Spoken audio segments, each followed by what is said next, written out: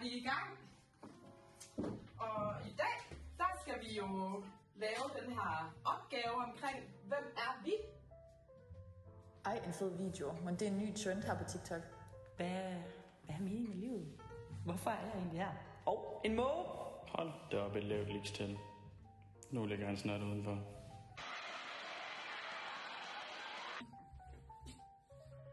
Og så skal vi jo finde ud af, hvad det sådan er, vi har til fælles, og... Kæft, mand. De hører overhovedet ikke efter. Gider jeg sgu ikke det her pis. Vel?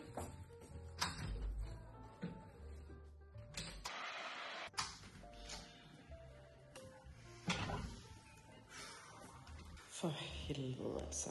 Kom nu i gang, mand. Okay, Freja. Du har gjort det her 1000 gange før. Nu gør du det lige igen. Kom så. Emil? Hvad? Hører du musik, eller?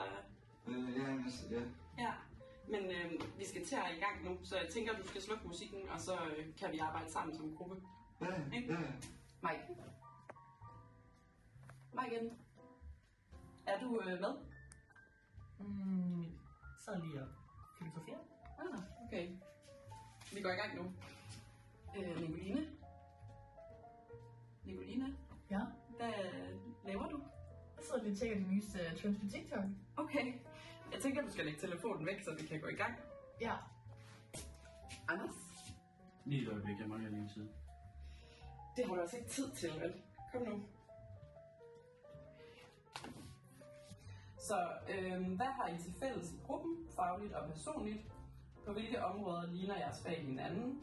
Hvordan kan I supplere hinanden, når I skal arbejde sammen? Hvor adskiller I jer fra hinanden? Og hvilke udfordringer får I på Kan Publik uddannelsen? Tænker jeg kan godt starte.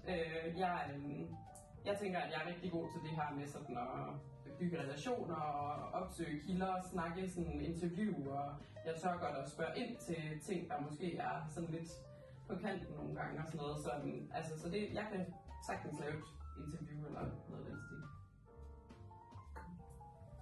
Jamen altså, jeg tror, jeg er god til at skrive nogle idéer ned og få mange idéer og få det ned på papir rigtig hurtigt og få overblik og analyseret tingene og sætte det i en anden kontekst i relation til hinanden, så vi ligesom ser tingene fra forskellige perspektiver. Ja, jeg tror, jeg kan bidrage med noget med, hvordan medierne sådan motiverer os til at udgive de ting, de udgiver, og sådan, hvorfor en målgruppe de prøver at gerne vil ramme, i forhold til, hvordan man sådan skal henvende sig til sine modtagere. Ja. Men altså, hvis vi skal ud og lave sådan et projekt her, så skal vi jo også være sikre på, at vi har vores argumenter i orden, og at vi fanger dem i sådan, den mindste lille form for bullshit. Ja. Ja, jeg tror godt, jeg kan hjælpe lidt med skarpt sprog og en lidt skarp vinkel, så vi ved, hvordan vi kommer fra A til B og bidrager lidt med sammenhængen. Ja. Fedt. Cool. Nice. Det gør vi bare. Ja. Lad os gøre det.